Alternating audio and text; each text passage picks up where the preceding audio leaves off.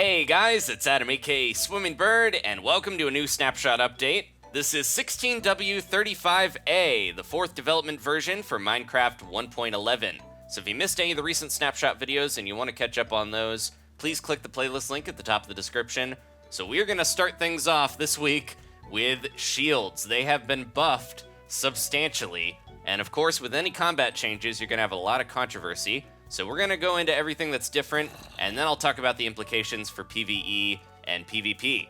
So in the past, shields have been really good at blocking arrows and fireballs, projectiles like that, but when you get into close quarters combat here, they're not quite as useful. They'll block 66% of melee damage. That is up from the 50% that swords used to do, but still not that great. Until now, at least for this snapshot, shields will block 100% of melee damage, and this is huge. It is really going to provide a lot of protection for players, good or bad. We're going to talk about it a little bit and kind of decide, hey, I don't need that, but thanks. So it also has a few other features. You can block the damage and the burning effect from a fiery zombie. If this guy will light on fire, there we go. As you can see, he's not able to light me on fire. And then on top of that, any mobs that deal potion effect damage, like withers here, wither skeletons, and husks, they will not hit you with that potion effect as long as you're blocking with your shield. So there we go, now he got me with the wither. So yeah, shields, very good. And then one more thing, if I can get away from these guys long enough to show it, we are gonna grab a creeper egg. I'll just throw this down here as I kill this wither skeleton. The creeper, his explosion is blocked 100% by shields now. So yeah, so many buffs to shields. And yeah, I mentioned this has a lot of implications for PvE and PvP. For one, I think more players are gonna start using these things, obviously, because they are so much better now. But in PvE, as you can see, look at my shield down there in the corner. It is already almost broken because of only a handful of attacks. All that damage they're dealing is directly breaking my shield. So if you're getting really focused, there we go, on blocking, that shield will be gone before too long. Now, they're not too tough to craft, but if you're in the middle of combat and your shield breaks, unless you got one ready to go, it's going to be kind of tough. Now, in PvP, it might be a little bit better to use because your shield is most likely not going to break very easily when you're fighting one person, or at least you can focus on one person. You won't have tons of attacks flying your way. But at the same time, PvP combat is very fast-paced, even with the attack speed changes from a few updates ago. But yeah, your shield is probably not going to last too long with that. And then on top of that, we also have axes. If you don't remember, axes, when you hit someone with a shield, it stuns your shield and makes it unusable for a few seconds. And axes do a bit more damage when they hit. So it feels like we might see an evolution of PvP combat to kind of involve shields more than they would have. Now, in the past, people would probably use shields to start out a fight, to block arrows and things like that, and then they'd go in and just go crazy with melee attacks. But now, if you just sit and turtle with a shield, someone's either going to hit you with an axe, which you could probably block really fast by, or at least, interrupt by hitting them with a sword if you see them pull their axe out. But at the same time, there's other methods of dealing damage. You could grab your flint and steel, you could throw potions at them. I think this is going to mix up the way people attack other players and not just have it focus on weapons that deal damage, since we now have a lot of damage blocked by the shield. So we'll have to see if this stays around.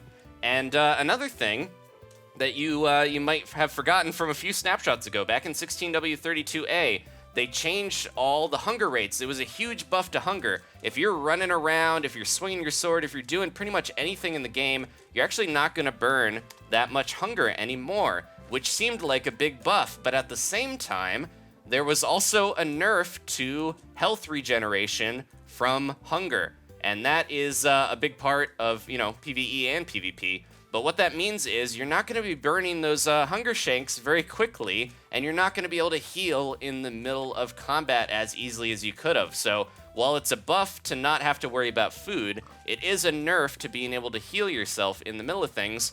And if you are, in the thick of a fight, you might not be able to hide and heal as easily. So I don't think it's going to slow down combat that much, and I think it will make it more interesting. We'll have to see. Time will tell if they keep this change, but using axes to get shields, knocked out of the way, and going in for hits, I think it's going to become a little more rock, paper, scissors than it has been in the past. So let's get into some of the other changes here. There are some changes to other mobs and things, not just shield related, but if you look over here, I've got some eggs for two specific mobs, the Enderman and the Blaze. Now, if you grab a splash potion of water, basically useless for the most part, but if you grab one of those and you hit a Blaze with it, it does a half a heart of damage. So very little, but it actually starts to hurt enemies that are weak to water, like Blazes, and also Endermen.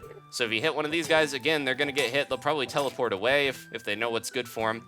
Very slow way to deal damage, but I like the attention to detail because both of these enemies do not like water. Now, unfortunately, any of these other ones, the uncraftable potion, the other ones here, we have mundane, thick, and awkward splash potions. None of those will do any extra damage. It's just the water bottle. So maybe they'll change that in the future, but it is a nice little, kind of a buff, but not that big of a deal. If you're not carrying around splash potions of water, you're probably not going to see that too often. Now over here, I've got a little pig with a saddle. If you guys remember the last snapshot, talked about how horses that were tamed and villagers can be named with name tags now. They fixed it with pigs. So if you had a pig with a saddle on in the past, if you clicked on it with the name tag, you would jump on instead of naming it. But now you can click them with that name tag and give them a nice name. So there we go. Now desert villages, I'm going to teleport over to one that I've got pre-prepared here. Desert villages, the wells specifically, have been changed to have sandstone on the bottom. They don't have cobblestone like the other wells. That was kind of an oversight that they fixed, so that's nice that they made that more consistent with the aesthetic of the desert villages.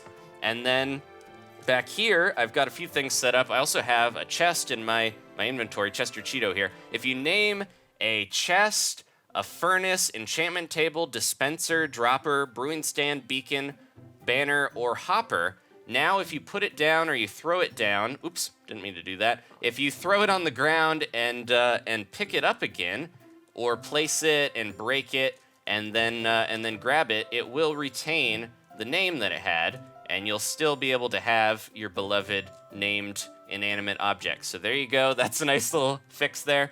And last time, I think it was last time, we talked about all of the differences with furnaces, where you can use a bunch of materials that you might have lying around to cook some treats up. So now they changed it. They buffed carpet and ladders. So if you have 3 carpets, that will be enough to smelt one whole item. In the past, it was only like a third or 33% of one whole smelt, but they buffed it slightly to make sure that, it'll perfectly smelt one item with 3 carpets. And then by that same notion, if you have 2 ladders, you can smelt 3 whole items. So that'll give you enough fuel for that. So it's a nice little, fix that'll help you use them a little more consistently. They won't leave you hanging with an almost smelted item at the end.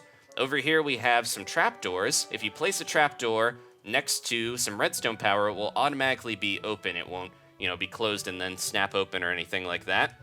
And then the villagers over here, I've got one. I want to show you guys. They kind of been messing around with the green-robed villagers, the nitwits, as they're called in the game UI. You can't talk to them anymore, even if you go and have a zombie version be cured. They will not have any trades. It was a bug that they had trades from other professions. So either they've got something in mind for them, or they're just supposed to be villagers that you can't trade with. This guy was formerly a zombie villager with a green robe, but I cured him, and he will not trade with me despite all that help that I gave him. But yeah, they don't do anything now, so they just kind of walk around. I know some people mentioned it would be nice if villagers didn't always have to have their use be down to trading, like if they did some other stuff. So hopefully they've got something in mind for these guys, like they might do something else in the village, like farmers or things like that. So we'll have to see with that.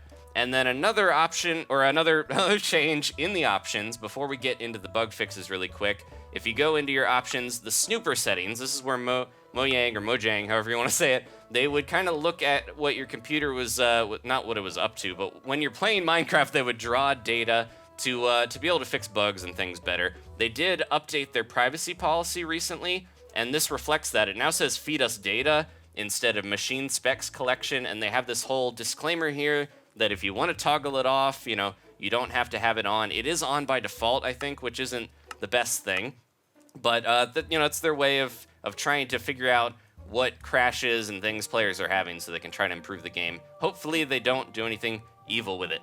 And then also some bug fixes to finish up here. So the Ender Dragon was being hostile towards creative players, the one that spawns in the end. If you spawn it in, the overworld will just kind of sit there and stare at the ground and be very loud and yell at you still. They fixed some terrain generation with Bryce, canyons and things like that, so it's not just stone above the ground. And also, if you stomp on farmland in the past, your player or your mob would get stuck in the farmland when it changes to dirt. So they fixed that so you don't get, sucked into the block there. There was weird stuff where Cake was having a hitbox at 000 coordinates. Very odd. And stray chunks were being generated far away. That was slowing down some people's worlds. It seems like the game is running a bit better now. And then a few other things, like the green villagers were changed around, where if you summoned them, you could trade with them and things like that. They're also still working on hopper timing. It's a little messed up, and I know Jeb said on Twitter he's working on it. And igloos were generating zombies rather than the zombie villagers to help you cure one of them. So there we go. Thank you guys so much for watching. Let me know. I'm really curious because I don't play that much PvP or anything. I want to know what you guys think about the shield changes, because it seems like it could possibly spice things up, but at the same time, it's gonna be such a big change. I know a lot of people out there probably are not fans, or you guys might be into it. Let me know what you think. I'm very curious to see some other perspectives in the comments from people who do a lot of PvP and stuff like that. Or even if you just play the game normally, what do you think about it for survival Minecraft? And of course, I mentioned this before, but if you're waiting for some big features, we don't have too much longer, only a couple weeks until Minecon 2016. It's the 24th and 25th of September. A few weeks now, and we're going to have all the big features of 1.11. These have been kind of smaller bug fixes and things, but at the same time, this shield change is a big feature, at least to me and a lot of players out there. But they mean big new features like new mobs and stuff like that. So that's on the way. Thank you guys again for watching. Please leave a like if you enjoyed this. If you want to subscribe, I greatly appreciate it. We'll have more Minecraft news in the future. And I'm at SwimmingBird941 on Twitter if you want to talk to me. I'll see you guys next time for more Minecraft Snapshot updates. Be quiet, you.